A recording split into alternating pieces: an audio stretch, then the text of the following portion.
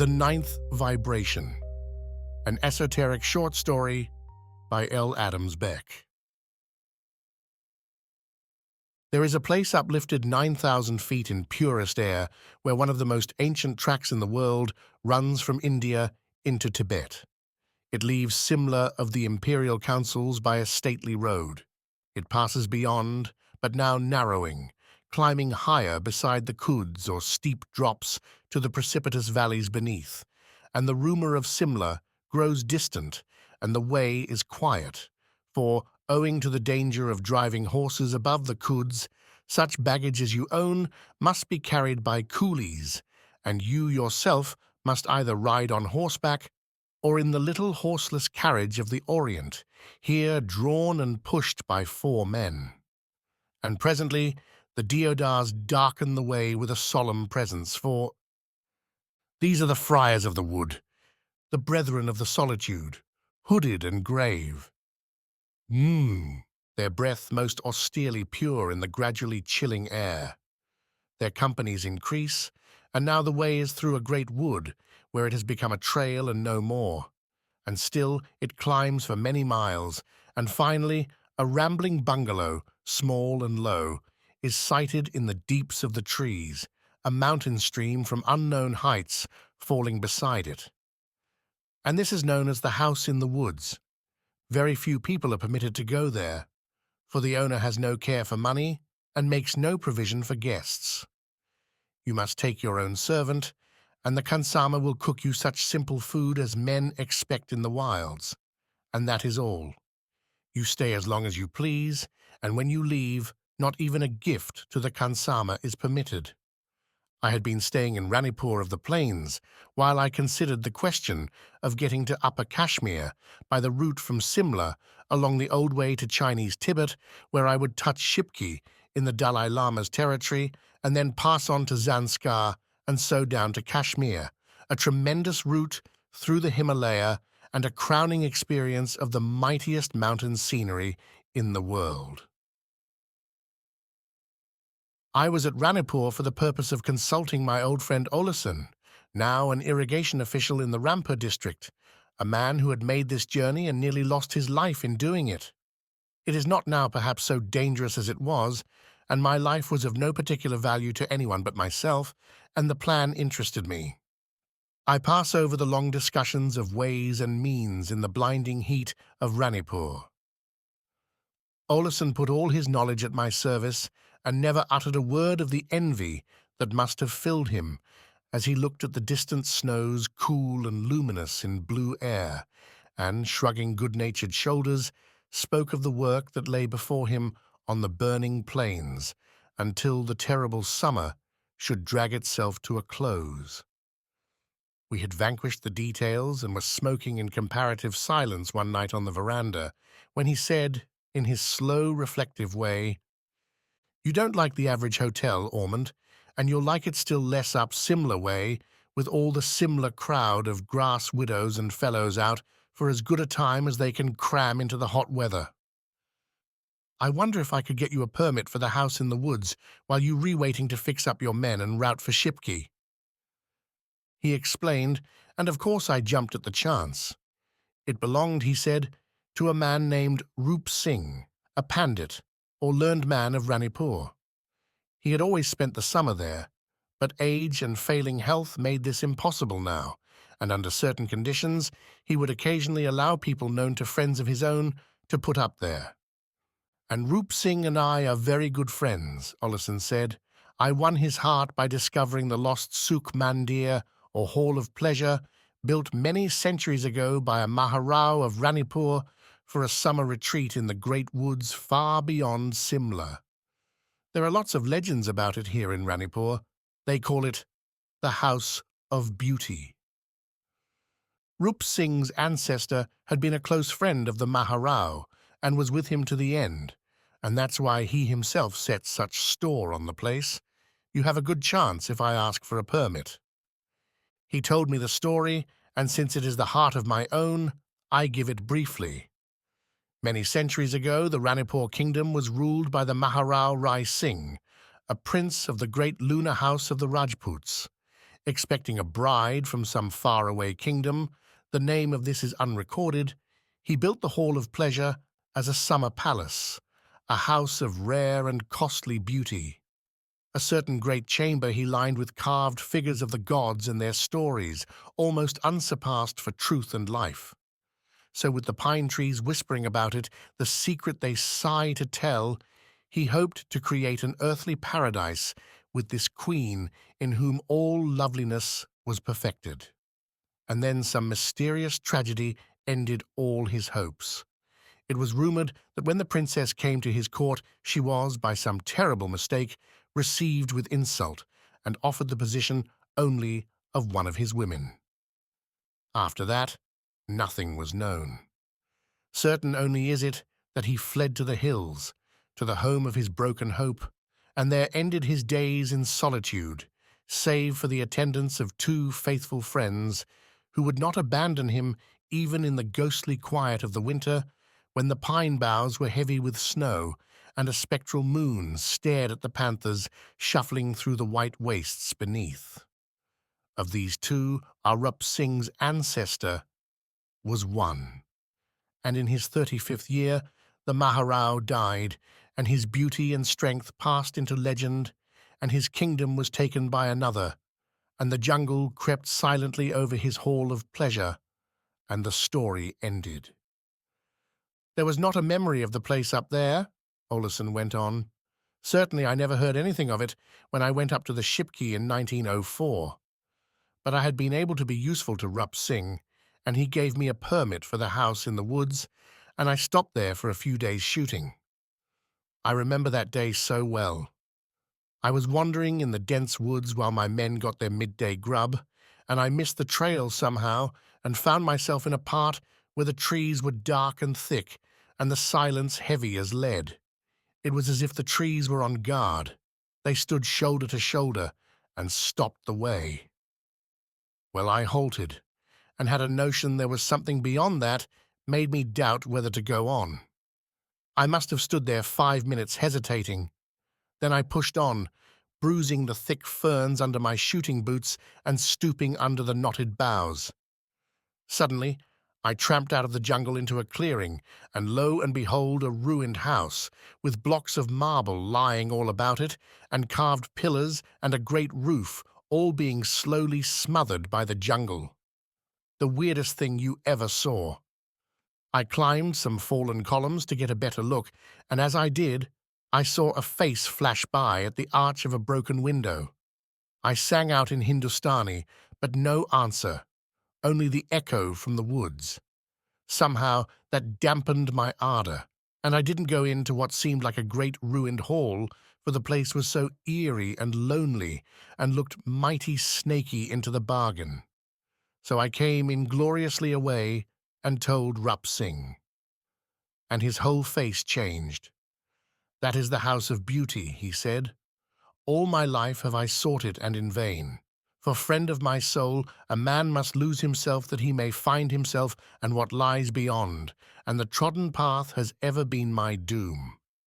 And you, who have not sought, have seen. Most strange are the way of the gods." Later on I knew this was why he had always gone up yearly, thinking and dreaming God knows what. He and I tried for the place together, but in vain, and the whole thing is like a dream. Twice he has let friends of mine stay at the house in the woods, and I think he won't refuse now. Did he ever tell you the story? Never. I only know what I've picked up here. Some horrible mistake about the Rani that drove the man almost mad with remorse. I've heard bits here and there. There's nothing so vital as tradition in India. I wonder what really happened. That we shall never know. I got a little old picture of the Maharao, said to be painted by a Pahari artist.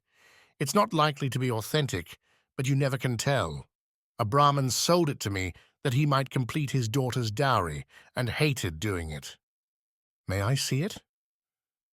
Why, certainly. Not a very good light, but can do, as the Chinks say. He brought it out rolled in silk stuff, and I carried it under the hanging lamp. A beautiful young man indeed, with the air of race these people have beyond all others. A cold, haughty face, immovably dignified. He sat with his hands resting lightly on the arms of his chair of state. A crescent of rubies clasped the folds of the turban, and from this sprang an aigrette scattering splendors. The magnificent hilt of a sword was ready beside him. The face was not only beautiful, but arresting. "A strange picture," I said. "The artist has captured the man himself. I can see him trampling on anyone who opposed him, and suffering in the same cold, secret way. It ought to be authentic if it isn't. Don't you know any more?" "Nothing. Well, to bed, and tomorrow I'll see Roop Singh." I was glad when he returned with the permission. I was to be very careful, he said, to make no allusion to the lost palace, for 2 women were staying at the house in the woods, a mother and daughter, to whom Roop Singh had granted hospitality because of an obligation he must honor. But with true Oriental distrust of women, he had thought fit to make no confidence to them. I promised and asked Olesen if he knew them. "Slightly. Canadians of Danish blood like my own. Their name is Ingmar. Some people think the daughter good-looking. The mother is supposed to be clever, keen on occult subjects which she came back to India to study. The husband was a great naturalist and the kindest of men. He almost lived in the jungle, and the natives had all sorts of rumors about his powers. You know what they are. They said the birds and beasts followed him about. Any old thing starts a legend." "What was the connection with Arupi Singh?" "He was in difficulties and undeservedly, and Ingmar generously lent him money at a critical time, trusting to his honor for repayment. Like most Orientals, he never forgets a good turn and would do anything for any of the family, except trust the women with any secret he valued. The father is long dead. By the way, Roop Singh gave me a queer message for you. He said, 'Tell the Sahib these words. Let him who finds water in the desert share his cup with him who dies of thirst. He is certainly getting very old.' I don't suppose he knew himself what he meant." I certainly did not. However, my way was thus smoothed for me, and I took the upward road, leaving Olesen to the long, ungrateful toil of the man who devotes his life to India without sufficient time or knowledge to make his way to the inner chambers of her beauty. There is no harder mistress unless you hold the pass-key to her mysteries. There is none of whom so little can be told in words, but who kindles so deep a passion. Necessity sometimes takes me from that enchanted land, but when the latest dawns are shining in my skies, I shall make my feeble way back to her and die at her worshipped feet." So I went up from Kalka. I have never liked Simla. It is beautiful enough, 8,000 feet up in the grip of the great hills, looking toward the snows, the famous summer home of the Indian government. Much diplomacy is whispered on Observatory Hill and many other lighter diversions of which Mr. Kipling and lesser men have written. But Simla is also a gateway to many things, to the mighty deodar forests that clothe the foothills of the mountains, to Kulu, to the eternal snows, to the old, old bridle way that leads up to the Shipki Pass and the mysteries of Tibet, and to the strange things told in this story. So I passed through with scarcely a glance at the busy gaiety of the little streets and the tiny shops where the pretty ladies buy their rouge and powder. I was attended by my servant Ali Khan, a Mohammedan from Nagpur, sent up with me by Olesen with strong recommendation. He was a stout walker, so too am I, and an inveterate dislike to the man-drawn carriage, whenever my own legs would serve me, decided me to walk the 16 miles to the house in the woods, sending on the baggage. Ali Khan dispatched it and prepared to follow me, the fine, cool air of the hills giving us a zest. "Subhan Allah, praise be to God. The air is sweet," he said, stepping out behind me. "What time does the Sahib look to reach the house?" "About 5 or 6. Now, Ali Khan, strike out of the road. You know the way." So we struck up into the glorious pine woods, mountains all about us. Here and there, as we climbed higher, was a little bank of forgotten snow, but spring had triumphed, and everywhere was the waving grace of maidenhair ferns, banks of violets, and strangely beautiful little wild flowers. These woods are full of panthers, but in daytime the only precaution necessary is to take no dog, a dainty they cannot resist.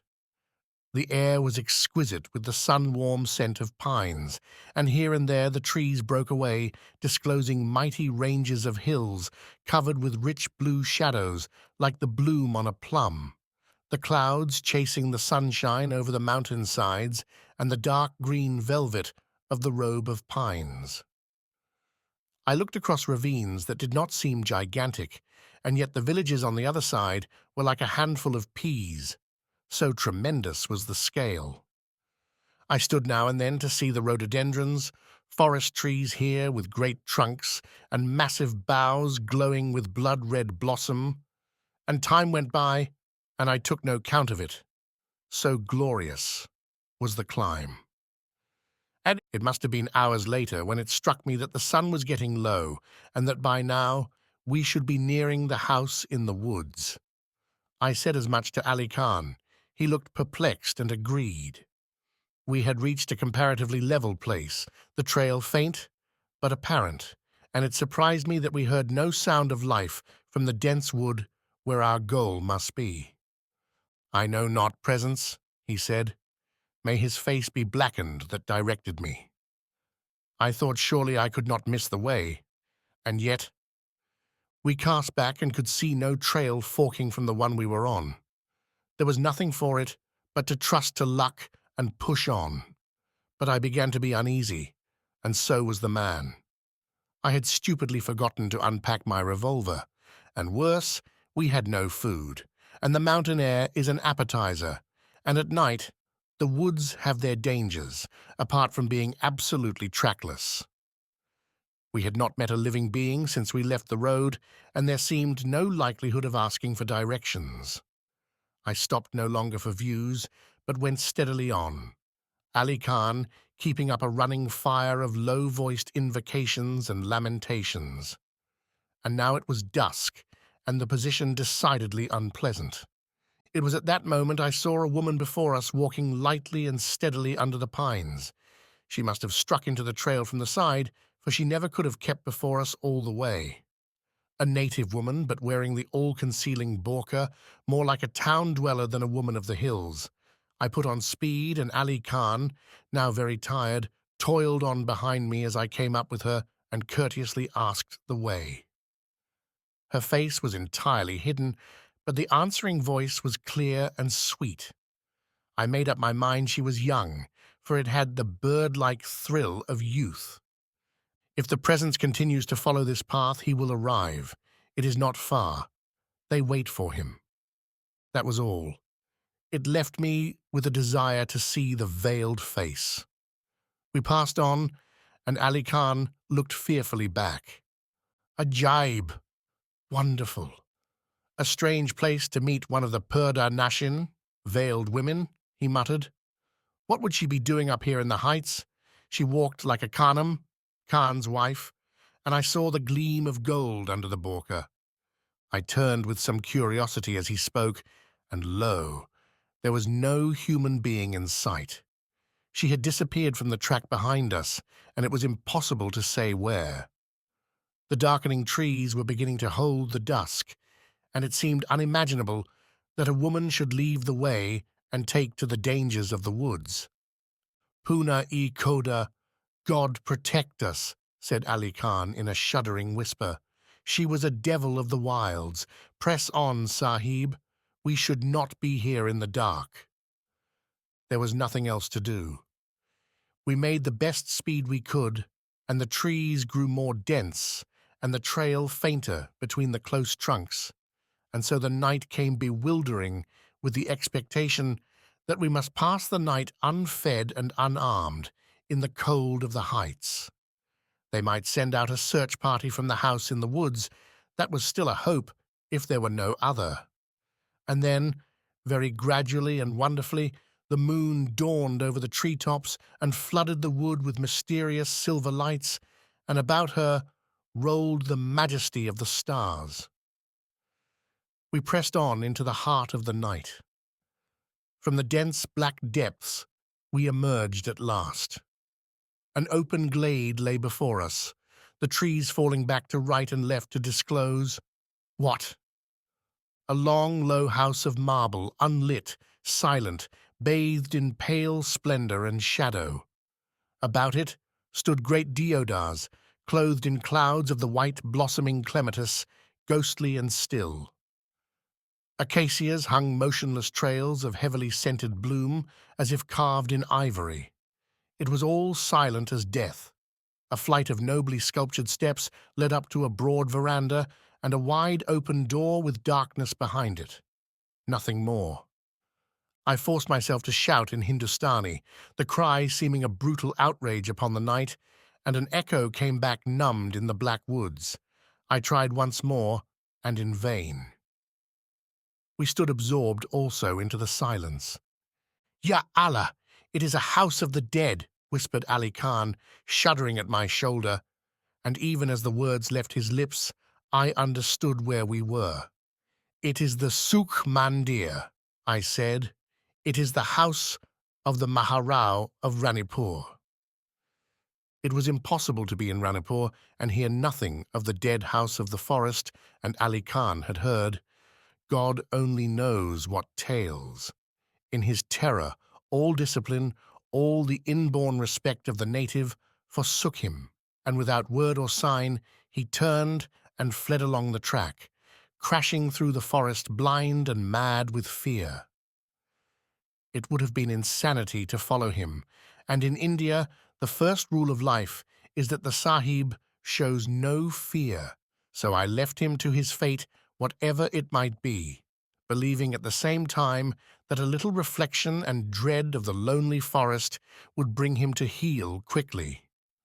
I stood there, and the stillness flowed like water about me. It was as though I floated upon it, bathed in quiet. My thoughts adjusted themselves. Possibly it was not the Sukh Mandir. Oleson had spoken of ruin. I could see none. At least it was shelter from the chill which is always present at these heights when the sun sets, and it was beautiful as a house not made with hands. There was a sense of awe, but no fear as I went slowly up the great steps and into the gloom beyond, and so gained the hall. The moon went with me, and from a carven arch filled with marble tracery rained radiance that revealed and hid. Pillars stood about me, wonderful with horses ramping forward as in the Siva temple at Vellore. They appeared to spring from the pillars into the gloom urged by invisible riders, the effect barbarously rich and strange, motion arrested, struck dumb in a violent gesture, and behind them impenetrable darkness. I could not see the end of this hall, for the moon did not reach it, but looking up, I beheld the walls fretted in great panels into the utmost splendor of sculpture, encircling the stories of the gods amid a twining and underweaving of leaves and flowers. It was more like a temple than a dwelling. Siva, as Nataraja, the cosmic dancer, the rhythm of the universe, danced before me, flinging out his arms in the passion of creation. Kama, the Indian Eros, bore his bow strung with honey-sweet black bees that typify the heart's desire. Krishna, the beloved, smiled above the herd maidens adoring at his feet. Ganesha, the elephant-headed, sat in massive calm, wreathing his wise trunk about him, and many more.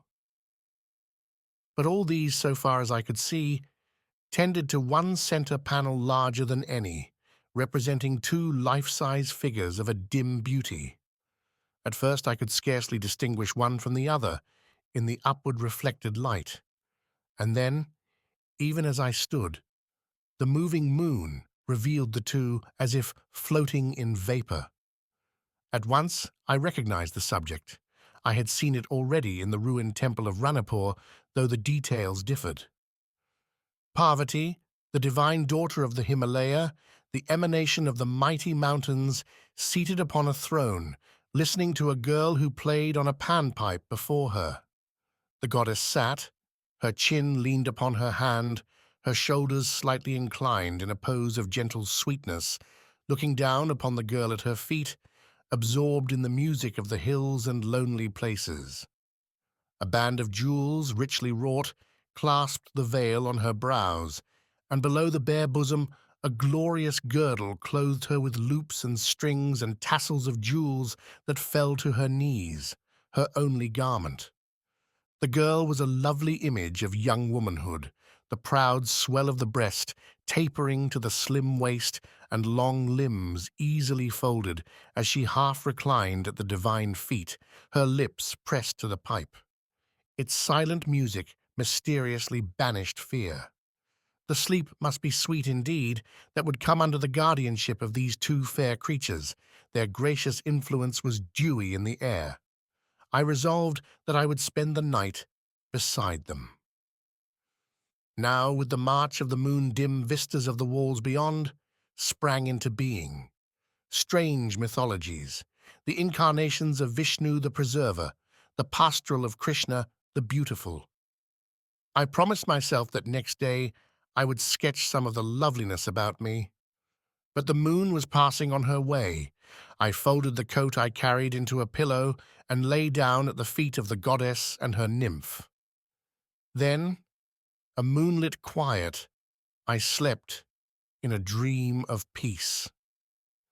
Sleep annihilates time. Was it long or short when I woke like a man floating up to the surface from tranquil deeps? That I cannot tell, but once more I possessed myself and every sense was on guard. My hearing first. Bare feet were coming, falling softly as leaves, but unmistakable. There was a dim whispering, but I could hear no word. I rose on my elbow and looked down the long hall. Nothing. The moonlight lay in pools of light and seas of shadow on the floor, and the feet drew nearer. Was I afraid? I cannot tell, but a deep expectation possessed me as the sound grew like the rustle of grasses parted in a fluttering breeze, and now a girl came swiftly up the steps, irradiate in the moonlight, and passing up the hall, stood beside me. I could see her robe, her feet bare from the jungle, but her face wavered and changed and reunited like the face of a dream woman. I could not fix it for one moment, yet knew this was the messenger for whom I had waited all my life, for whom one strange experience, not to be told at present, had prepared me in early manhood. Words came, and I said, "Is this a dream?" "No. We meet in the ninth vibration. All here is true." "Is a dream never true?" "Sometimes it is the echo of the ninth vibration, and therefore a harmonic of truth. You are awake now. It is the daytime that is the sleep of the soul. You are in the lower perception, wherein the truth behind the veil of what men call reality is perceived. Can I ascend?" "I cannot tell. That is for you, not me." "What do I perceive tonight?" "The present, as it is in the eternal. Say no more. Come with me." She stretched her hand and took mine with the assurance of a goddess, and we went up the hall where the night had been deepest between the great pillars. Now it is very clear to me that in every land men, when the doors of perception are opened, will see what we call the supernatural clothed in the image in which that country has accepted it. Blake, the mighty mystic, will see the angels of the revelation driving their terrible way above Lambeth. It is not common nor unclean. The fisherman, plying his coracle on the Thames, will behold the consecration of the great new Abbey of Westminster, celebrated with mass and chant and awful lights in the dead mid-noon of night, by that apostle who is the rock of the church.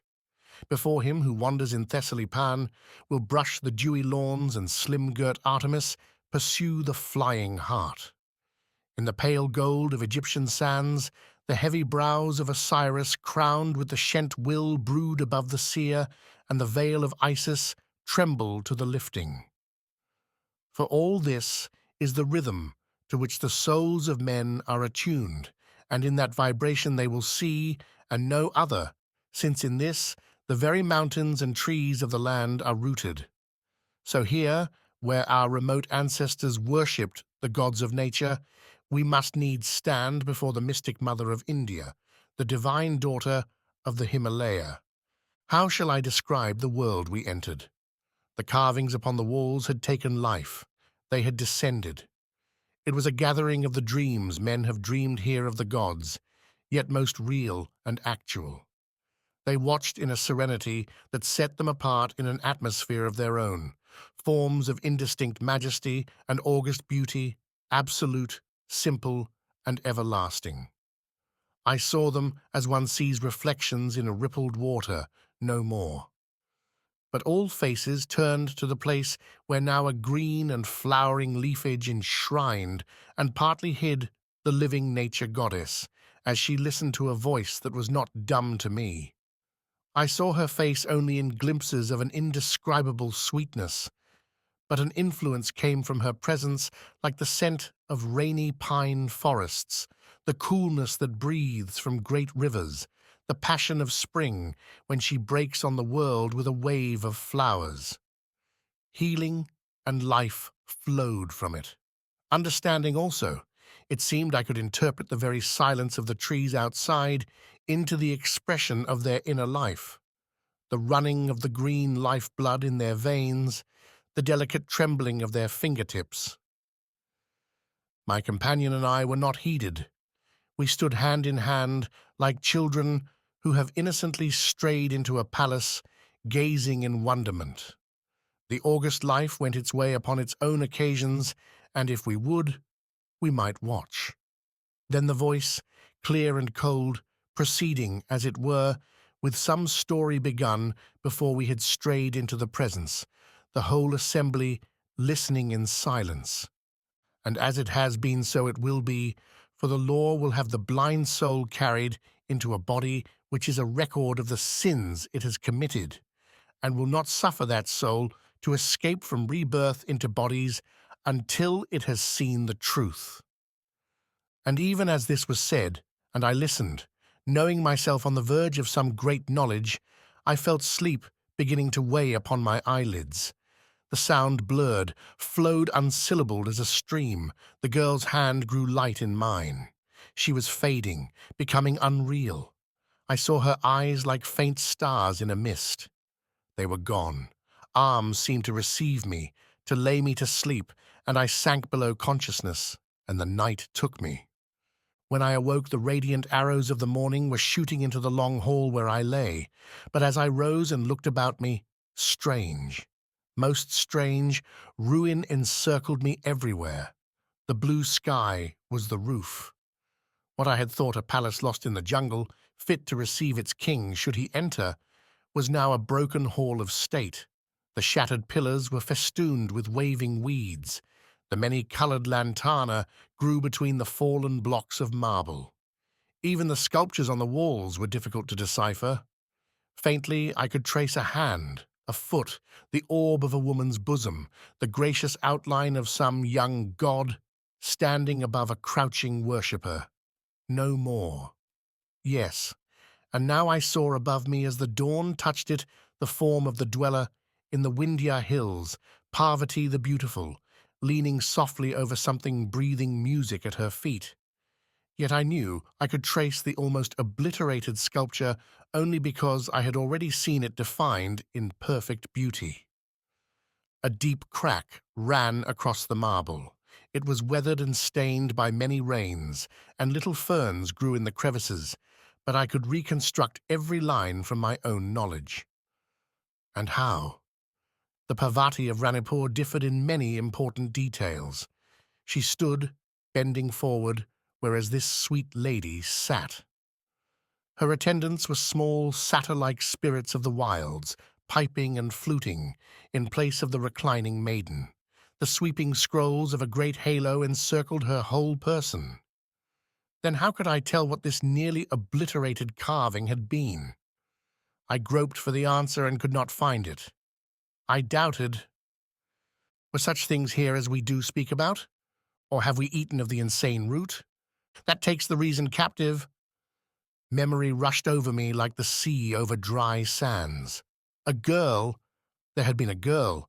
We had stood with clasped hands to hear a strange music, but in spite of the spiritual intimacy of those moments, I could not recall her face. I saw it cloudy against a background of night and dream, the eyes remote as stars, and so it eluded me. Only her presence and her words survived. We meet in the ninth vibration. All here is true. But the ninth vibration itself was dreamland. I had never heard the phrase. I could not tell what was meant, nor whether my apprehension was true or false. I knew only that the night had taken her and the dawn denied her, and that, dream or no dream, I stood there with a pang of loss that even now leaves me wordless. A bird sang outside in the acacias, clear and shrill for day, and this awakened my senses and lowered me to the plane where I became aware of cold and hunger and was chilled with dew. I passed down the tumbled steps that had been a stately ascent the night before and made my way into the jungle by the trail, small and lost in fern, by which we had come. Again I wandered, and it was high noon before I heard mule bells at a distance, and thus guided, struck down through the green tangle to find myself, wearied but safe, upon the bridle way that leads to Fagu and the far Shipki. Two coolies then directed me to the house in the woods. All was anxiety there. Ali Khan had arrived in the night, having found his way under the guidance of blind flight and fear. He had brought the news that I was lost in the jungle and amid the dwellings of demons. It was, of course, hopeless to search in the dark, though the Khansamah and his man had gone as far as they dared with lanterns and shouting, and with the daylight they tried again and were even now away. It was useless to reproach the man, even if I had cared to do so. His ready plea was that as far as men were concerned, he was as brave as any, which was true enough, as I had reason to know later, but that when it came to devilry, the 12 imams themselves would think twice before facing it. Inshallah ta'ala, if the sublime God wills. This unworthy one will one day show the protector of the poor that he is a respectable person and no coward, but it is only the sahibs who laugh in the face of devils. He went off to prepare me some food, consumed with curiosity as to my adventures, and when I had eaten, I found my tiny whitewashed cell, for the room was little more, and slept for hours. Late in the afternoon I waked and looked out. A low but glowing sunlight suffused the wild garden reclaimed from the stranglehold of the jungle and hemmed in with rocks and forest. A few simple flowers had been planted here and there, but its chief beauty was a mountain stream, brown and clear as the eyes of a dog, that fell from a crag above into a rocky basin, maidenhair ferns growing in such masses about it that it was henceforward scarcely more than a woodland voice. Beside it, two great deodars spread their canopies, and there a woman sat in a low chair, a girl beside her reading aloud. She had thrown her hat off, and the sunshine turned her massed dark hair to bronze. That was all I could see. I went out and joined them, taking the note of introduction which Olison had given me. I pass over the unessentials of my story, their friendly greetings and sympathy for my adventure. It set us at ease at once, and I knew my stay would be the happier for their presence, though it is not every woman one would choose as a companion in the great mountain country. But what is germane to my purpose must be told, and of this apart is the personality of Brynhild Ingmar. That she was beautiful I never doubted, though I have heard it disputed and smiled inwardly as the disputants urged lip and cheek and shades of rose and lily, weighing and appraising. Let me describe her as I saw her, or rather, as I can, adding that even without all this, she must still have been beautiful because of the deep significance to those who had eyes to see or feel some mysterious element which mingled itself with her presence, comparable only to the delight which the power and spiritual essence of nature inspires in all but the dullest minds. I know I cannot hope to convey this in words. It means little if I say I thought of all quiet, lovely, solitary things when I looked into her calm eyes, that when she moved, it was like clear springs renewed by flowing, that she seemed the perfect flowering of a day in June. For these are phrases. Does nature know her wonders when she shines in her strength? Does a woman know the infinite meanings her beauty may have for the beholder? I cannot tell.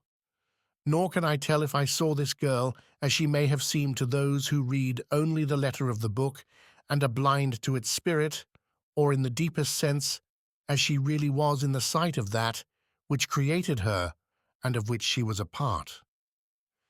Surely it is a proof of the divinity of love that in and for a moment it lifts the veil of so-called reality and shows each to the other, mysteriously perfect and inspiring, as the world will never see them, but as they exist in the eternal, and in the sight of those who have learnt that the material is but the dream and the vision of love, the truth. I will say then, for the alphabet of what I knew but cannot tell, that she had the low, broad brows of a Greek nature goddess, the hair swept back wing-like from the temples and massed with a noble luxuriance. It lay like rippled bronze, suggesting something strong and serene in its essence. Her eyes were clear and grey as water, the mouth sweetly curved above a resolute chin.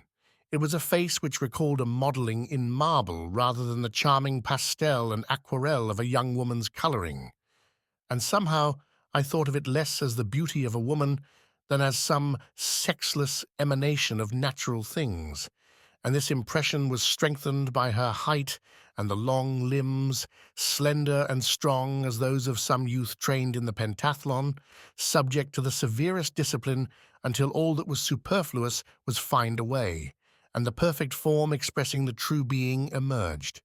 The body was thus more beautiful than the face, and I may note in passing that this is often the case because the face is more directly the index of the restless and unhappy soul within, and can attain true beauty only when the soul is in harmony with its source. She was a little like her pale and wearied mother. She might resemble her still more when the sorrow of this world that worketh death should have had its will of her. I had yet to learn that this would never be, that she had found the open door of escape. We three spent much time together in the days that followed. I never tired of their company, and I think they did not tire of mine, for my wanderings through the world and my studies in the ancient Indian literatures and faiths with the Pandit Devaswami were of interest to them both, though in entirely different ways. Mrs. Ingmar was a woman who centered all her interests in books and chiefly in the scientific forms of occult research. She was no believer in anything outside the range of what she called human experience. The evidences had convinced her of nothing but a force as yet unclassified in the scientific categories, and all her interest lay in the undeveloped powers of brain which might be discovered in the course of ignorant and credulous experiment. We met, therefore, on the common ground of rejection of the so-called occultism of the day, though I knew even then, and how infinitely better now, that her constructions were wholly misleading. Nearly all day she would lie in her chair under the deodars by the delicate splash and ripple of the stream. Living imprisoned in the crystal sphere of the intellect, she saw the world outside, painted in few but distinct colors, small, comprehensible, moving on a logical orbit. I never knew her posed for an explanation. She had the contented atheism of a certain type of French mind, and found as much ease in it as another kind of sweet woman does in her rosary and confessional. "I cannot interest Brynhild," she said, when I knew her better. "She has no affinity with science. She is simply a nature worshipper, and in such places as this, she seems to draw life from the inanimate life about her. I have sometimes wondered whether she might not be developed into a kind of bridge between the articulate and the inarticulate. So well does she understand trees and flowers. Her father was like that. He had all sorts of strange power with animals and plants and thought he had more than he had. He could never realize that the energy of nature is merely mechanical." "You think all energy is mechanical?" "Certainly. We shall lay our finger on the mainspring one day, and the mystery will disappear. But as for Brynhild, I gave her the best education possible, and yet she has never understood the conception of a universe moving on mathematical laws to which we must submit in body and mind. She has the oddest ideas. I would not willingly say of a child of mine that she is a mystic, and yet—" She shook her head compassionately, but I scarcely heard. My eyes were fixed on Brynhild, who stood apart, looking steadily out over the snows. It was a glorious sunset, the west vibrating with gorgeous color spilt over in torrents that flooded the sky. Terrible splendors, hues for which we have no thought, no name. I had not thought of it as music until I saw her face, but she listened as well as saw, and her expression changed as it changes when the pomp of a great orchestra breaks upon the silence. It flashed to the chords of blood red and gold that was burning fire. It softened through the fugue of woven crimson gold and flame to the melancholy minor of ashes of roses and paling green, and so through all the dying glories that faded slowly to a tranquil grey and left the world to the silver melody of one sole star that dawned above the ineffable heights of the snows. Then she listened, as a child does to a bird, entranced, with a smile like a butterfly on her parted lips. I never saw such a power of quiet. She and I were walking next day among the forest ways, the pine-scented sunshine dappling the dropped frondage. We had been speaking of her mother. "It is such a misfortune for her," she said thoughtfully, "that I am not clever. She should have had a daughter who could have shared her thoughts. She analyzes everything, reasons about everything, and that is quite out of my reach." She moved beside me with her wonderful light step, the poise and balance of a nymph in the Parthenon frieze. "How do you see things?" "See? That is the right word. I see things, I never reason about them. They are. For her, they move like figures in a sum. For me, every one of them is a window through which one may look to what is beyond. To where? To what they really are, not what they seem." I looked at her with interest. "Did you ever hear of the double vision?" For this is a subject on which the spiritually learned men of India, like the great mystics of all the faiths, have much to say. I had listened with bewilderment and doubt to the expositions of my pandit on this very head. Her simple words seemed for a moment the echo of his deep and searching thought. Yet it surely could not be. Impossible. Never? What does it mean? She raised clear, unveiled eyes. "You must forgive me for being so stupid, but it is my mother who is at home with all these scientific phrases. I know none of them. It means that for some people the material universe, the things we see with our eyes, is only a mirage, or say, a symbol, which either hides or shadows forth the eternal truth, and in that sense they see things as they really are, not as they seem to the rest of us, and whether this is the statement of a truth or the wildest of dreams, I cannot tell." She did not answer for a moment, then said, "Are there people who believe this? Know it?" "Certainly. There are people who believe that thought is the only real thing, that the whole universe is thought made visible, that we create with our thoughts the very body by which we shall react on the universe in lives to be. Do you believe it? I don't know.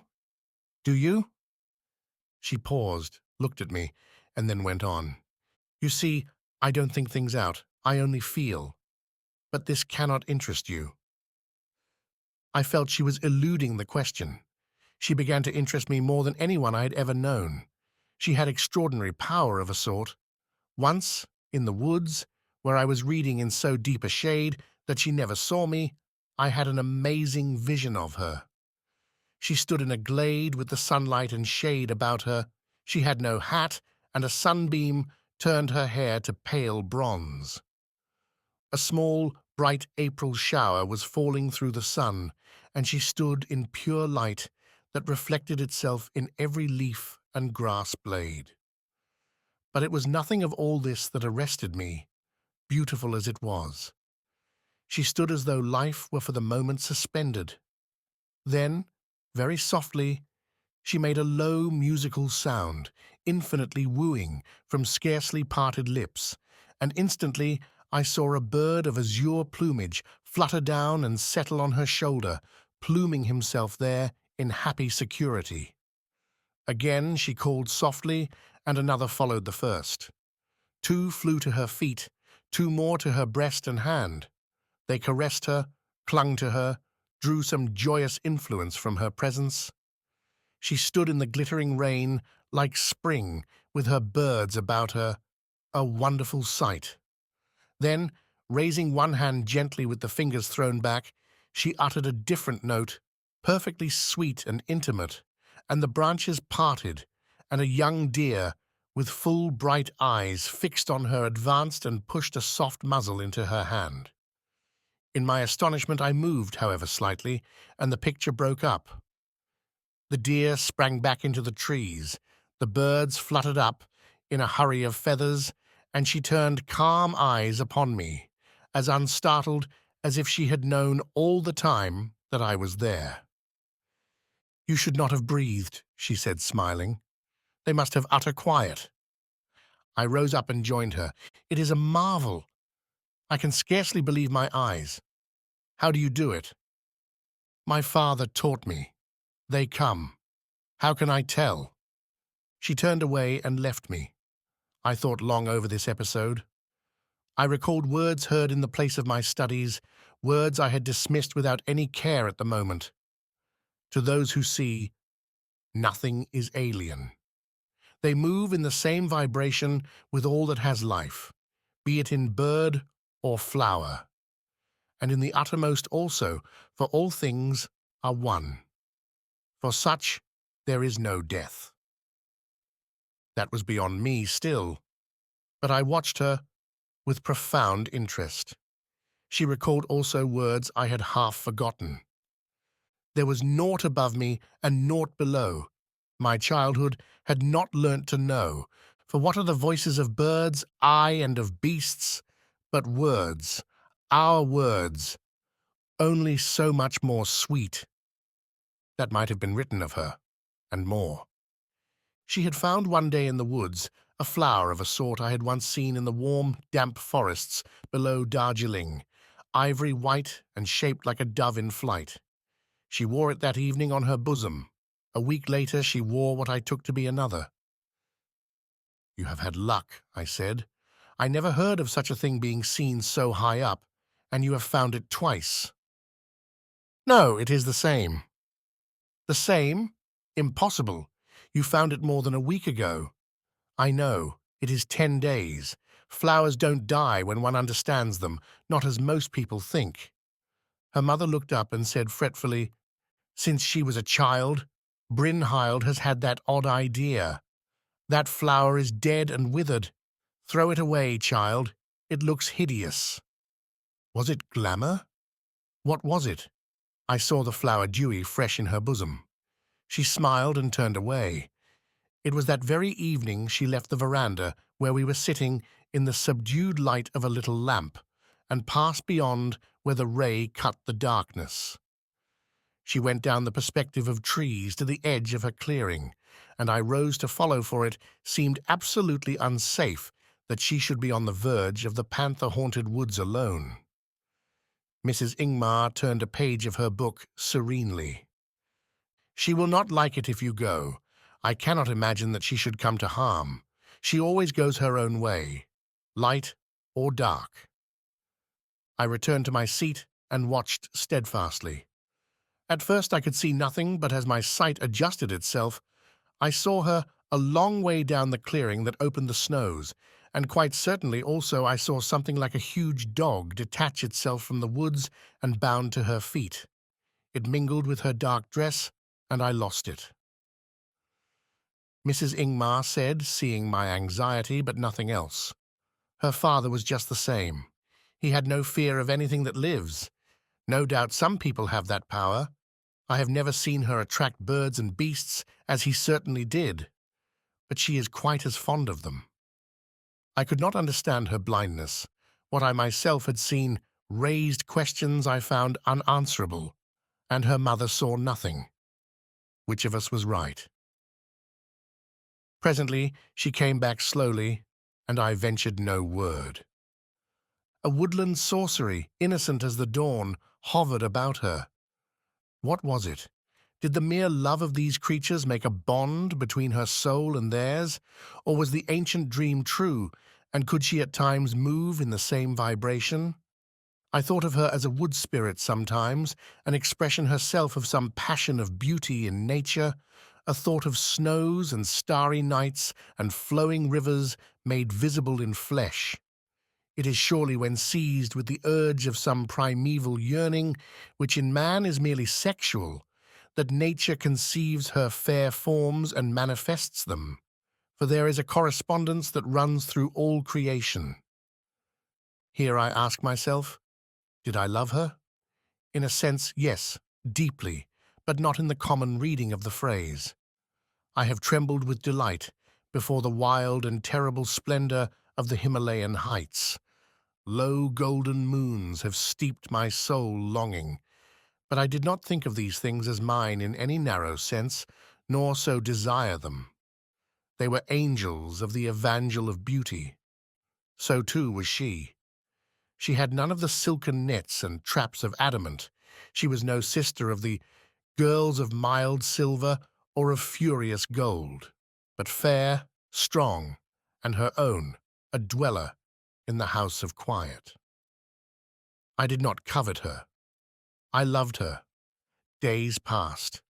There came a night when the winds were loosed, no moon, the stars flickering like blown tapers through driven clouds, the trees swaying and lamenting. "There will be rain tomorrow," Mrs. Ingmar said, as we parted for the night.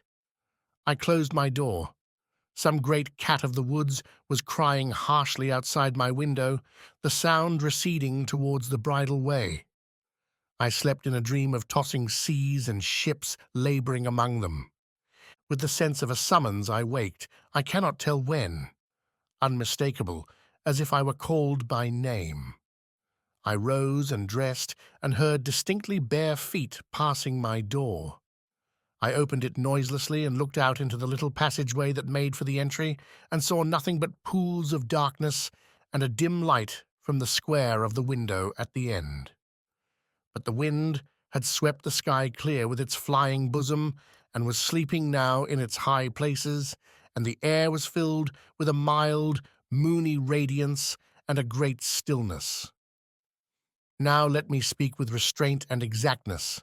I was not afraid, but felt, as I imagine a dog feels in the presence of his master, conscious of a purpose, a will entirely above his own and incomprehensible, yet to be obeyed without question. I followed my reading of the command, bewildered but docile, and understanding nothing but that I was called.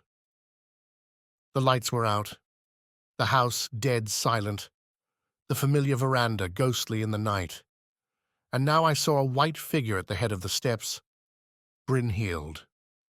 She turned and looked over her shoulder, her face pale in the moon, and made the same gesture with which she summoned her birds. I knew her meaning, for now we were moving in the same rhythm, and followed as she took the lead. How shall I describe that strange night in the jungle? There were fireflies or dancing points of light that recalled them. Perhaps she was only thinking them, only thinking the moon and the quiet, for we were in the world where thought is the one reality. But they went with us in a cloud and faintly lighted our way. There were exquisite wafts of perfume from hidden flowers breathing their dreams to the night. Here and there, a drowsy bird stirred and chirped from the roof of darkness, a low note of content that greeted her passing. It was a path intricate and winding, and how long we went, and where I cannot tell. But at last she stooped, and parting the boughs before her, we stepped into an open space, and before us, I knew it, the House of Beauty. She paused at the foot of the great marble steps and looked at me. We have met here already. I did not wonder. I could not. In the ninth vibration, surprise had ceased to be. Why had I not recognized her before? Oh, dull of heart! That was my only thought. We walk blindfold through the profound darkness of material nature, the blinder because we believe we see it. It is only when the doors of the material are closed that the world appears to man as it exists in the eternal truth. Did you know this? I asked, trembling before mystery. I knew it, because I am awake. You forgot it in the dull sleep which we call daily life. But we were here, and they began the story of the king who made this house. Tonight, we shall hear it. It is story of beauty, wandering through the world, and the world received her not. We hear it in this place because here he agonized for what he knew too late. Was that our only meeting? We meet every night, but you forget when the day brings the sleep of the soul. You do not sink deep enough into rest to remember. You float on the surface where the little bubbles of foolish dream are about you, and I cannot reach you then. How can I compel myself to the deeps? You cannot. It will come. But when you have passed up the bridle way and beyond the Shipki, stop at Gumur. There is the monastery of Tashigong, and there one will meet you. His name? Stephen Clifton. He will tell you what you desire to know. Continue on then with him to Yarkand. There, in the ninth vibration, we shall meet again. It is a long journey, but you will be content. Do you certainly know that we shall meet again? When you have learnt, we can meet when we will. He will teach you the Laya Yoga. You should not linger here in the woods any longer. You should go on. In 3 days it will be possible. But how have you learnt? A girl and young. Through a close union with nature, that is one of the 3 roads, but I know little as yet. Now take my hand and come. One last question. Is this house ruined and abject as I have seen it in the daylight, or royal and the house of gods as we see it now? Which is truth? In the day you saw it in the empty illusion of blind thought. Tonight, eternally lovely as in the thought of the man who made it. Nothing that is beautiful is lost, though in the sight of the unwise it seems to die. Death is in the eyes we look through. When they are cleansed, we see life only. Now take my hand and come. Delay no more. She caught my hand, and we entered the dim magnificence of the great hall. The moon entered with us. Instantly, I had the feeling of supernatural presence, yet I only write this in deference to common use, for it was absolutely natural, more so than any I have met in the state called daily life. It was a thing in which I had a part, and if this was supernatural, so also was I. Again I saw the Dark One, the beloved, the young Krishna, above the women who loved him. He motioned with his hand as we passed, as though he waved us, smiling on our way. Again the dancers moved in a rhythmic tread to the feet of the mountain goddess. Again we followed to where she bent to hear. But now, solemn listening faces crowded in the shadows about her, grave eyes fixed immovably upon what lay at her feet. A man, submerged in the pure light that fell from her presence, his dark face stark and fine, lips locked, eyes shut, arms flung out crosswise in utter abandonment, like a figure of grief invisibly crucified upon his shame.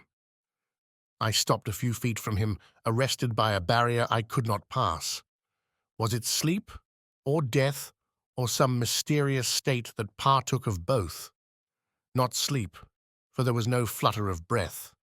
Not death. No rigid immobility struck chill into the air. It was the state of subjection where the spirit set free lies tranced in the mighty influences which surround us invisibly until we have entered, though but for a moment, the ninth vibration. And now, with these listeners about us, a clear voice began and stirred the air with music. I have since been asked in what tongue it spoke, and could only answer that it reached my ears in the words of my childhood, and that I know whatever that language had been, it would so have reached me. Great lady, hear the story of this man's fall, for it is the story of man. Be pitiful to the blind eyes, and give them light. There was long since in Ranipur a mighty king, and at his birth the wise men declared that unless he cast aside all passions that debase the soul, relinquishing the lower desires for the higher, until a princess laden with great gifts should come to be his bride, he would experience great and terrible misfortunes. And his royal parents did what they could to possess him with this belief, but they died before he reached manhood. Behold him then, a young king in his palace, surrounded with splendor. How should he withstand the passionate crying of the flesh, or believe that through pleasure comes satiety and the loss of that in the spirit, whereby alone pleasure can be enjoyed? For his gift was that he could win all hearts. They swarmed round him like hiving bees and hovered about him like butterflies. Sometimes he brushed them off. Often he caressed them, and when this happened, each thought proudly, I am the royal favorite. There is none other than me. Also the princess delayed, who would be the crest jewel of the crown, bringing with her all good and the blessing of the high gods. And in consequence of all these things, the king took such pleasures as he could, and they were many, not knowing they darken the inner eye, whereby what is royal is known through disguises. Most pitiful to see, beneath the close-shut lids of the man at the feet of the dweller in the heights, tears forced themselves, as though a corpse dead to all else lived only to anguish. They flowed like blood drops upon his face as he lay enduring, and the voice proceeded. What was the charm of the king? Was it his stately height and strength, or his faithless gaiety, or his voice deep and soft as the sitar when it sings of love? His women said, some one thing, some another, but none of these ladies were of royal blood, and therefore they knew not. Now one day the all-privileged jester of the king said, laughing harshly, Maharaj, you divert yourself. But how if, while we feast and play, the faraway princess glided past and was gone, unknown and unwelcomed? And the king replied, Fool, content yourself. I shall know my princess, but she delays so long that I weary. Now in a faraway country was a princess, daughter of the greatest, and her father hesitated to give her in marriage to such a king, for all reported that he was faithless of heart. But having seen his portrait, she loved him, and fled in disguise from the palaces of her father. And being captured, she was brought before the king in Ranipur. He sat upon a cloth of gold, and about him was the game he had killed in hunting, in great masses of ruffled fur and plumage, and he turned the beauty of his face carelessly upon her, and as the princess looked upon him, her heart yearned to him, and he said in his voice that was like the male string of the sitar, Little slave, what is your desire? Then she saw that the long journey had scarred her feet and dimmed her hair with dust, and that the king's eyes, worn with days and nights of pleasure, did not pierce her disguise. Now in her land it is a custom that the blood royal must not proclaim itself. So she folded her hands and said gently, "A place in the household of the king." And he, hearing that the waiting slave of his chief favorite Jayashri was dead, gave her that place. So the princess attended on those ladies, courteous and obedient to all authority as beseemed her royalty, and she braided her bright hair so that it hid the little crowns which the princesses of her house must wear always in token of their rank, and every day her patience strengthened. Sometimes the king, carelessly desiring her laughing face and sad eyes, would send for her to while away an hour, and he would say, "Dance, little slave, and tell me stories of the far countries. You quite unlike my women, doubtless, because you are a slave." And she thought, "No, but because I am a princess." But this she did not say. She laughed and told him the most marvelous stories in the world until he laid his head upon her warm bosom, dreaming awake. There were stories of the great Himalayan solitudes where in the winter nights the white tiger stares at the witches' dance of the northern lights, dazzled by the hurtling of their myriad spears.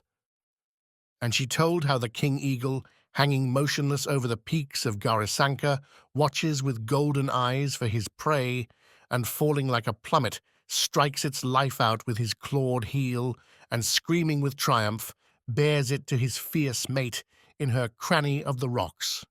"A gallant story," the king would say. "More." Then she told of the tropical heats and the stealthy, deadly creatures of forest and jungle, and the blue lotus of Buddha swaying on the still lagoon. And she spoke of loves of men and women, their passion and pain and joy. And when she told of their fidelity and valor and honor that death cannot quench, her voice was like the song of a minstrel, for she had read all the stories of the ages, and the heart of a princess told her the rest. And the king listened unwearying, though he believed this was but a slave. The face of the man at the feet of the dweller in the heights twitched in a white agony. Pearls of sweat were distilled upon his brows, but he moved neither hand nor foot, enduring as in a flame of fire. And the voice continued. So one day, in the misty green of the spring, while she rested at his feet in the garden pavilion, he said to her, "Little slave, why do you love me?" And she answered proudly, "Because you have the heart of a king." He replied slowly, "Of the women who have loved me, none gave this reason, though they gave many." She laid her cheek on his hand. "That is the true reason." But he drew it away and was vaguely troubled, for her words, he knew not why, reminded him of the faraway princess and of things he had long forgotten. And he said, "What does a slave know of the hearts of kings?" And that night he slept or waked alone. Winter was at hand with its blue and cloudless days, and she was commanded to meet the king where the lake lay still and shining like an ecstasy of bliss. And she waited, with her chin dropped into the cup of her hands, looking over the water with eyes that did not see, for her whole soul said, "How long, O my sovereign lord, how long before you know the truth, and we enter together into our kingdom?" As she sat, she heard the king's step, and the color stole up into her face in a flush like the earliest sunrise. "He is coming," she said, and again, "He loves me." So he came beside the water, walking slowly. But the king was not alone. His arm embraced the latest-come beauty from Samarkand, and with his head bent, he whispered in her willing ear. Then, clasping her hands, the princess drew a long, sobbing breath, and he turned, and his eyes grew hard as blue steel. "Go, slave," he cried. "What place have you in king's gardens? Go, let me see you no more."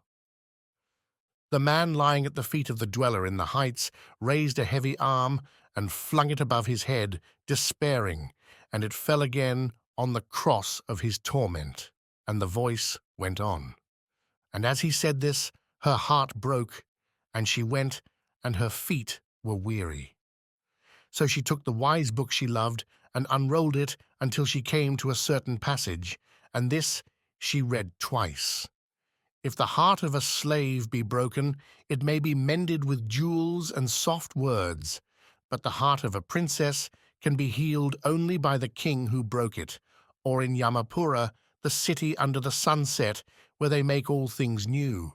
Now Yama, the lord of this city, is the lord of death. And having thus read, the princess rolled the book and put it from her.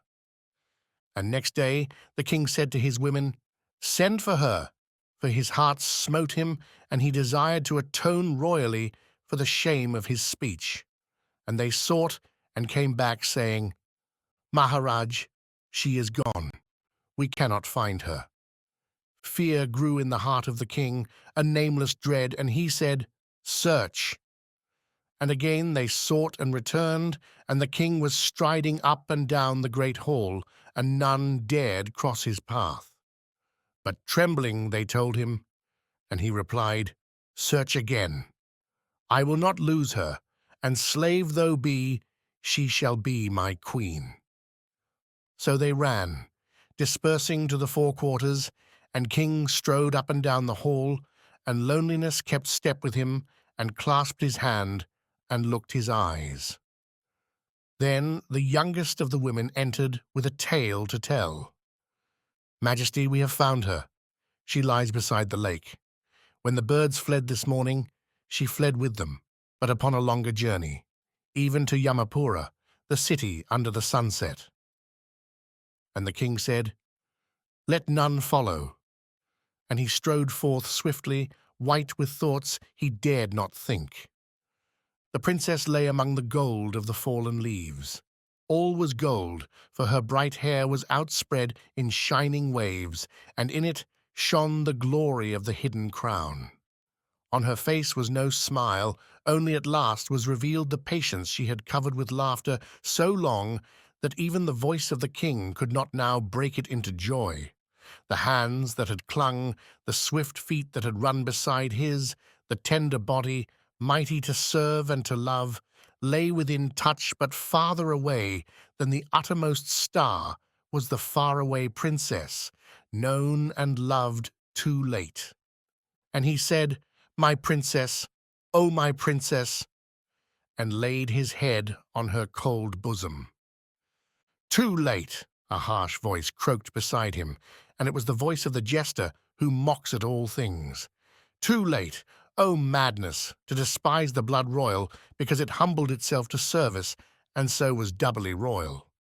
The faraway princess came laden with great gifts, and to her the king's gift was the wage of a slave and a broken heart.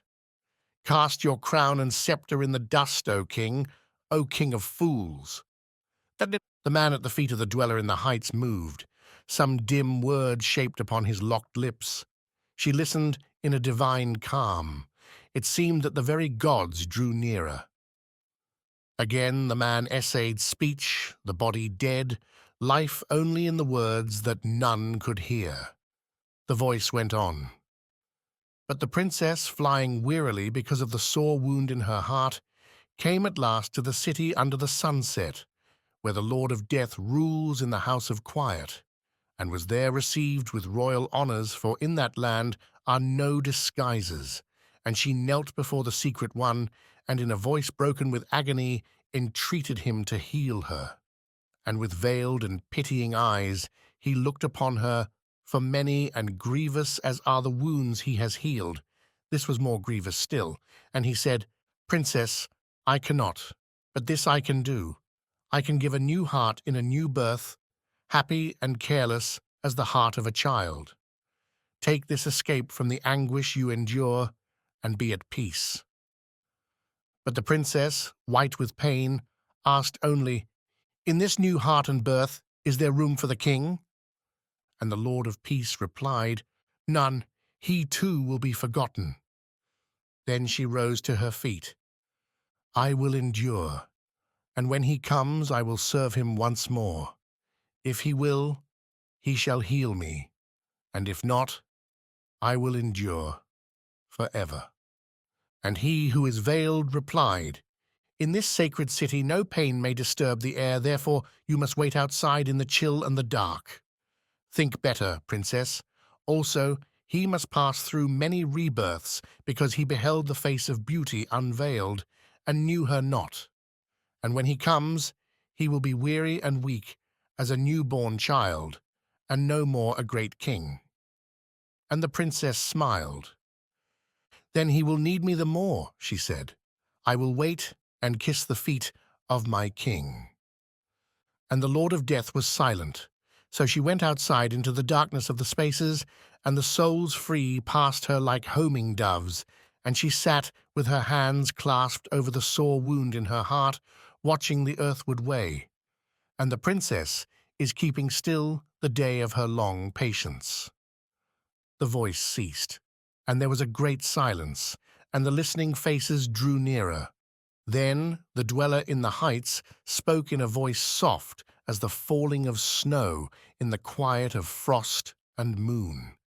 I could have wept myself blind with joy to hear that music, more I dare not say. He is in the lower state of perception. He sorrows for his loss. Let him have one instant's light, that still he may hope. She bowed above the man, gazing upon him as a mother might upon her sleeping child. The dead eyelids stirred, lifted, a faint gleam showed beneath them, an unspeakable weariness. I thought they would fall unsatisfied. Suddenly he saw what looked upon him, and a terror of joy no tongue can tell flashed over the dark mirror of his face. He stretched a faint hand to touch her feet. A sobbing sigh died upon his lips, and once more the swooning sleep took him. He lay as a dead man before the assembly. "The night is far spent," a voice said, from I know not where. And I knew it was said not only for the sleeper, but for all. For though the flying feet of beauty seem for a moment to outspeed us, she will one day wait our coming and gather us to her bosom. As before, the visions spread outward like rings in a broken reflection in water. I saw the girl beside me, but her hand grew light in mine. I felt it no longer. I heard the roaring wind in the trees, or was it a great voice thundering in my ears? Sleep took me. I waked in my little room. Strange and sad, I saw her next day and did not remember her whom, of all things I desired to know. I remembered the vision and knew that whether in dream or waking, I had heard an eternal truth. I longed with a great longing to meet my beautiful companion, and she stood at my side, and I was blind. Now that I have climbed a little higher on the Mount of Vision, it seems even to myself that this could not be. Yet it was, and it is true, of not this only, but of how much else. She knew me. I learnt that later, but she made no sign. Her simplicities had carried her far beyond and above me, to places where only the winged things attain, as a bird among the bird droves of God. I have since known that this power of direct simplicity in her was why among the great mountains we beheld the divine as the emanation of the terrible beauty about us. We cannot see it as it is, only in some shadowing forth, gathering sufficient strength for manifestation from the spiritual atoms that haunt the region where that form has been for ages the accepted vehicle of adoration. But I was now to set forth to find another knowledge, to seek the beauty that blinds us to all other. Next day, the man who was directing my preparations for travel sent me word from Simla that all was ready and I could start 2 days later. I told my friends the time of parting was near. But it was no surprise to me, I added, for I had heard already that in a very few days I should be on my way. Mrs. Ingmar was more than kind. She laid a frail hand on mine. "We shall miss you indeed. If it is possible to send us word of your adventures in those wild solitudes, I hope you will do it. Of course, aviation will soon lay bare their secrets and leave them no mysteries, so you don't go too soon. One may worship science and yet feel it injures the beauty of the world. But what is beauty compared with knowledge? Do you never regret it? I asked. Never, dear Mr. Ormond. I am a worshipper of hard facts, and however hideous they may be, I prefer them to the prismatic colours of romance. Brynhild, smiling, quoted, "Their science roamed from star to star, and then itself found nothing greater. What wonder, in a Leyden jar, they bottled the Creator?" "There is nothing greater than science," said Mrs. Ingmar with soft reverence. "The mind of man is the foot-rule of the universe." She meditated for a moment and then added that my kind interests in their plans decided her to tell me that she would be returning to Europe and then to Canada in a few months with a favourite niece as her companion, while Brynhild would remain in India with friends in Multan for a time. I looked eagerly at her, but she was lost in her own thoughts, and it was evidently not the time to say more. If I had hoped for a vision before I left the neighbourhood of that strange house of beauty, where a spirit imprisoned appeared to await the day of enlightenment, I was disappointed. These things do not happen as one expects or would choose. The wind bloweth where it listeth, until the laws which govern the inner life are understood, and then we would not choose if we could, for we know that all is better than well. In this world, either in the blinded sight of daily life, or in the clarity of the true sight, I have not since seen it, but that has mattered little, for having heard an authentic word within its walls, I have passed on my way elsewhere. Next day, a letter from Oleson reached me. "Dear Ormond, I hope you have had a good time at the house in the woods. I saw Roop Singh a few days ago, and he wrote the odd message I enclose. You know what these natives are, even the most sensible of them, and you will humour the old fellow, for he ages very fast, and I think is breaking up. But this was not what I wanted to say. I had a letter from a man I had not seen for years, a fellow called Stephen Clifton, who lives in Kashmir. As a matter of fact, I had forgotten his existence, but evidently he has not repaid the compliment, for he writes as follows: 'No, I had better send you the note, and you can do as you please. I am rushed off my legs with work, and the heat is hell with the lid off, but the rest was of no interest except to a friend of years' standing.' I read Rup Singh's message first. It was written in his own tongue. 'To the honoured one who has attained to the favour of the favourable. You have with open eyes seen what this humble one has dreamed, but has not known. If the thing be possible, write me this word, that I may depart in peace. With that one who in a former birth you loved, all is well. Fear nothing for him. The way is long, but at the end the lamps of love are lit, and the unstruck music is sounded. He lies at the feet of mercy, and there awaits his hour. And if it be not possible to write these words, write nothing, O honoured, for though it be in the hells my soul shall find my king, and again I shall serve him as once I served.' I understood, and wrote those words as he had written them.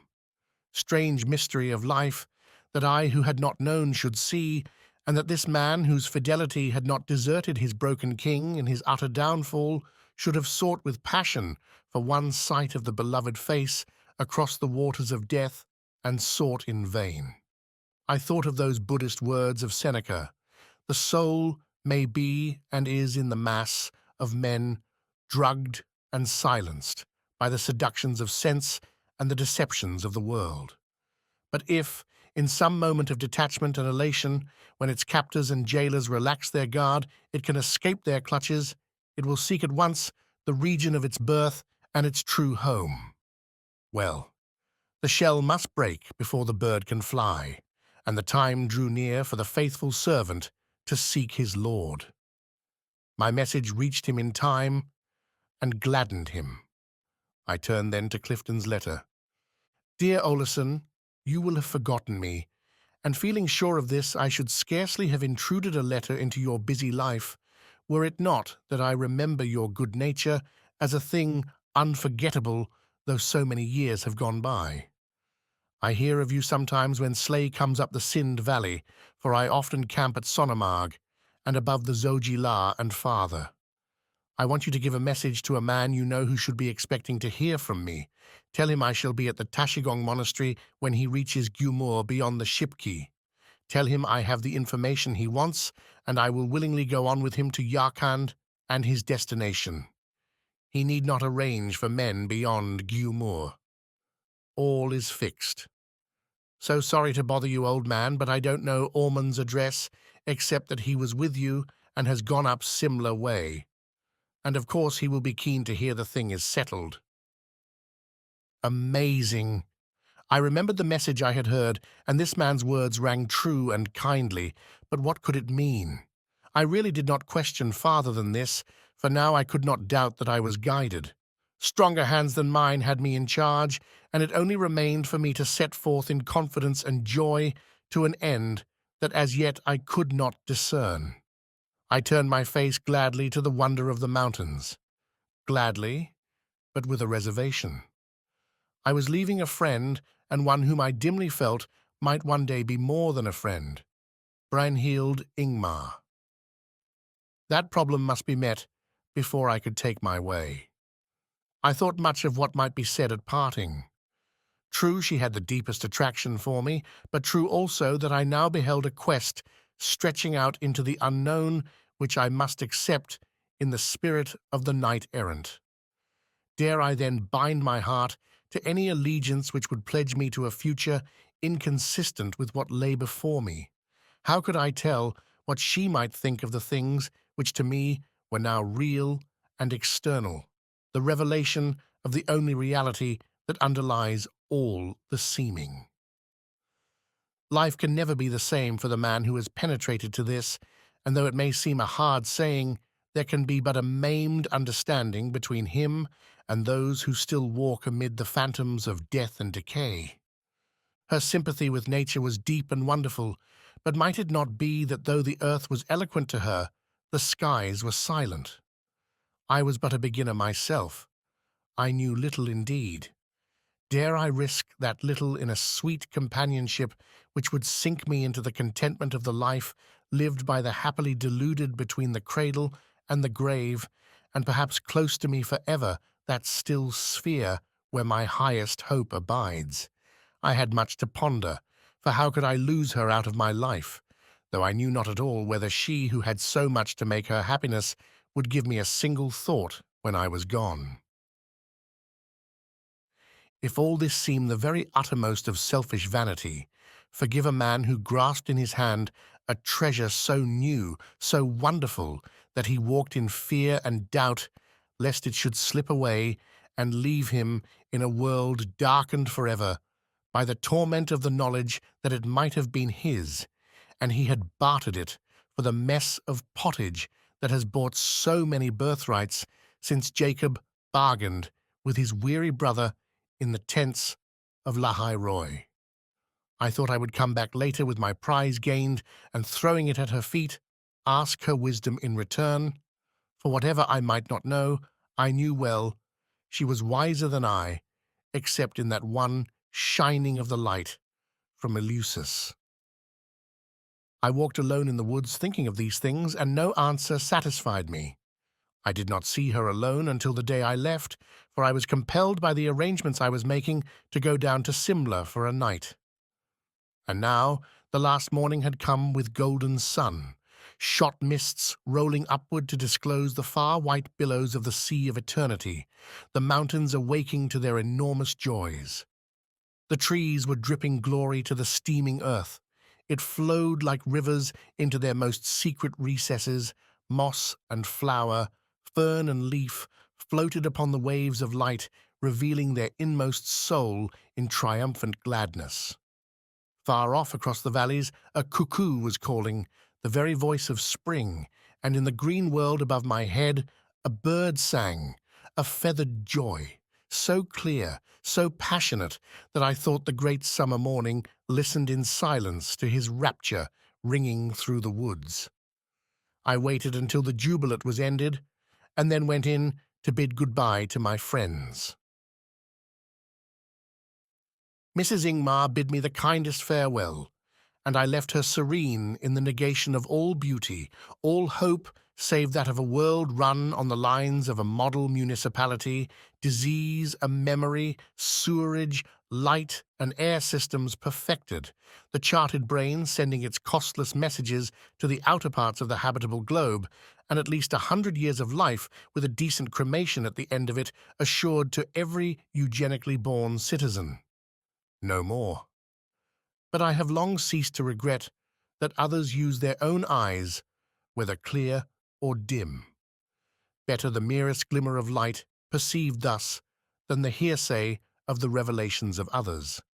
And by the broken fragments of a bewildered hope, a man shall eventually reach the goal and rejoice in that dawn where the morning stars sing together and the sons of God shout for joy.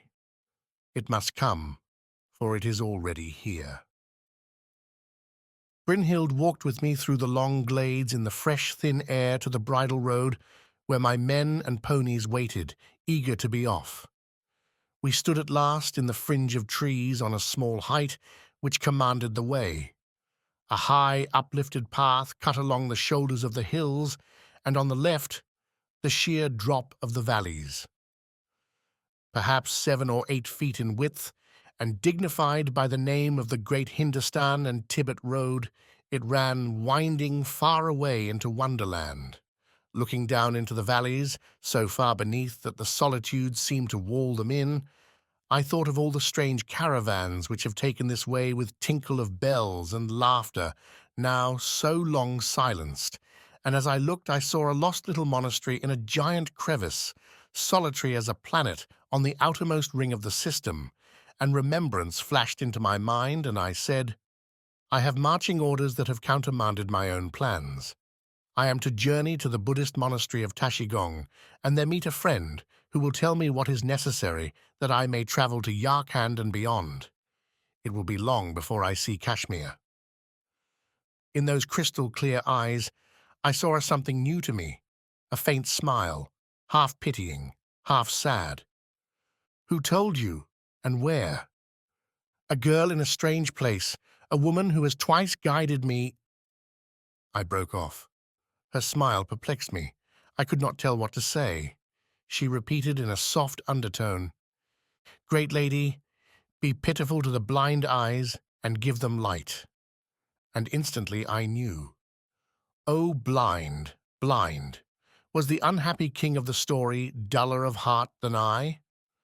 And shame possessed me.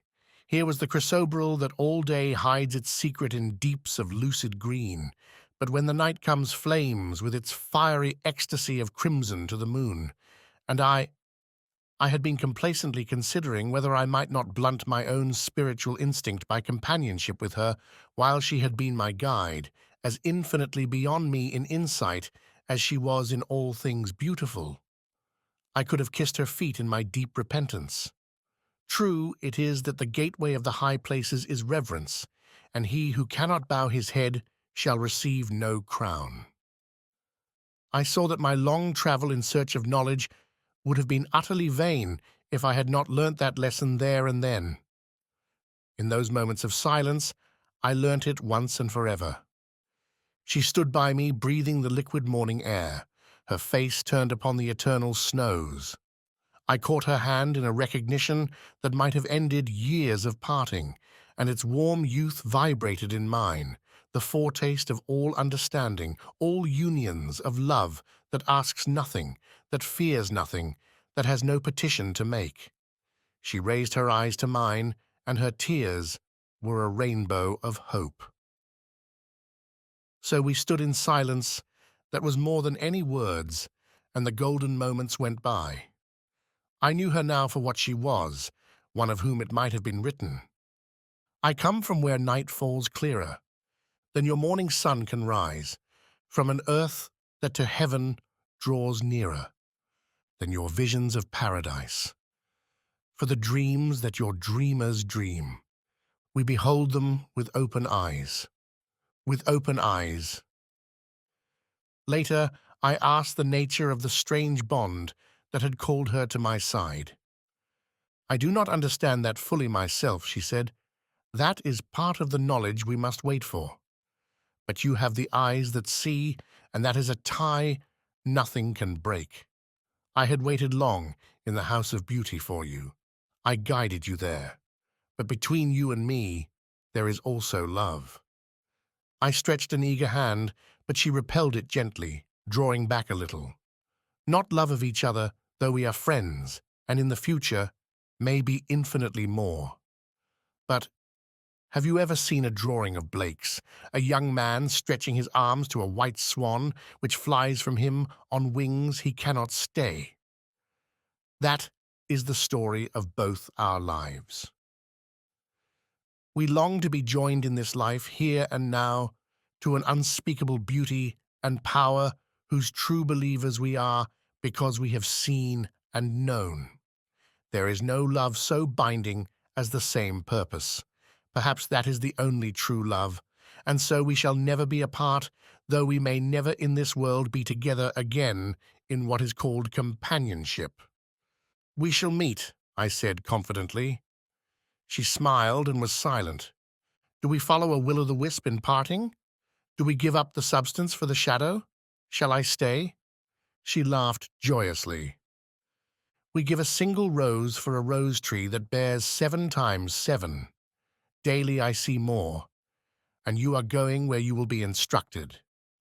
As you know, my mother prefers for a time to have my cousin with her to help her with the book she means to write, so I shall have time to myself. What do you think I shall do? Blow away on a great wind, ride on the crests of tossing waves, catch a star to light the fireflies. She laughed like a bird's song. Wrong, wrong, I shall be a student.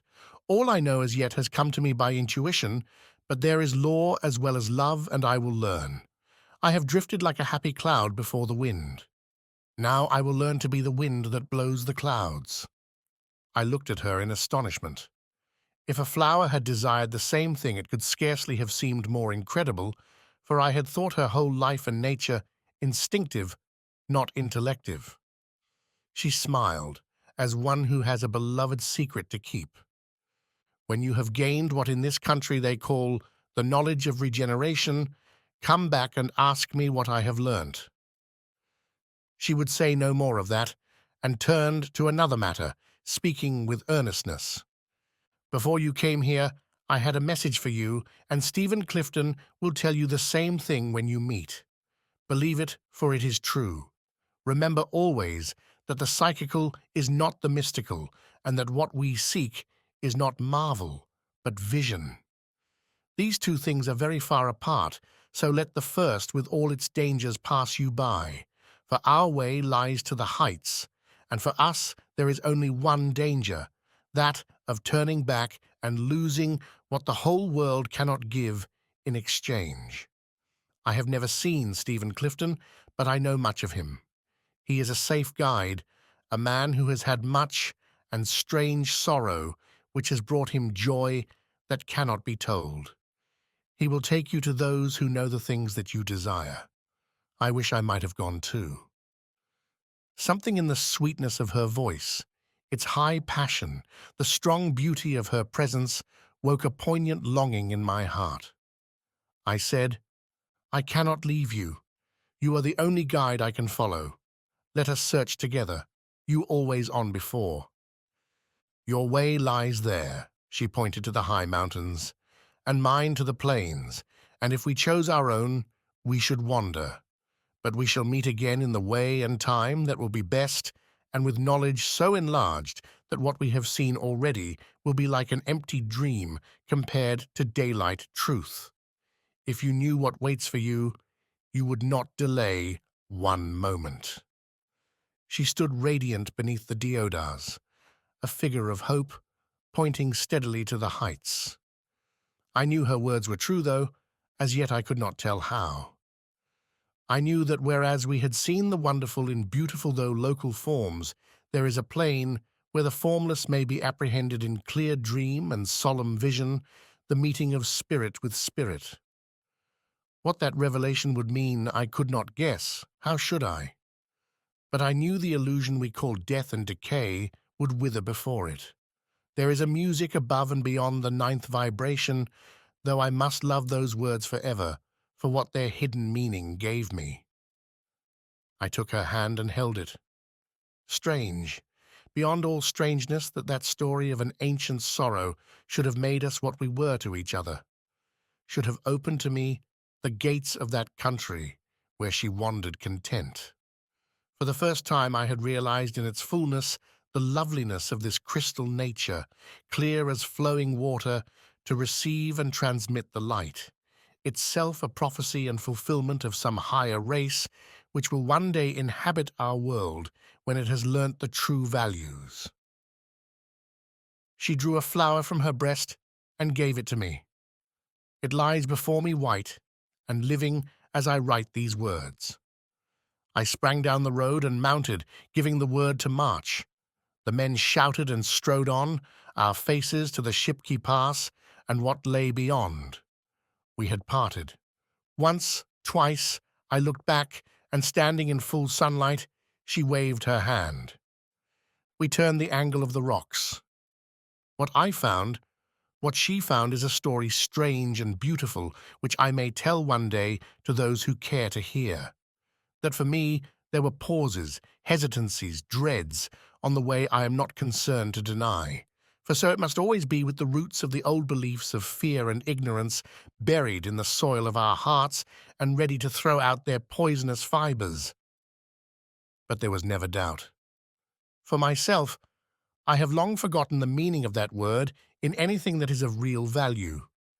Do not let it be thought that the treasure is reserved for the few or those of special gifts, and it is as free to the west as to the east, though I own it lies nearer to the surface in the Orient, where the spiritual genius of the people makes it possible and the greater and more faithful teachers are found. It is not without meaning that all the faiths of the world have dawned in those sunrise skies. Yet it is within reach of all and asks only recognition, for the universe has been the mine of its jewels. Median gold it holds, and silver from Atropatene, ruby and emerald from Hindustan, and Bactrian agate, bright with beryl, and pearl, sardonyx and sapphire, and more that cannot be uttered, the lights and perfections. So for all seekers I pray this prayer, beautiful in its sonorous Latin, but noble in all the tongues. Supplico tibi, pater et dux, I pray thee, guide of our vision, that we may remember the nobleness with which thou hast endowed us, and that thou wouldest be always on our right and on our left in the motion of our wills, that we may be purged from the contagion of the body and the affections of the brute, and overcome and rule them. And I pray also that thou wouldest drive away the blinding darkness from the eyes of our souls, that we may know well what is to be held for divine and what for mortal. The nobleness with which thou hast endowed us, this and not the cry of the miserable sinner whose very repentance is no virtue, but the consequence of failure and weakness, is the strong music to which we must march. And the way is open to the mountains.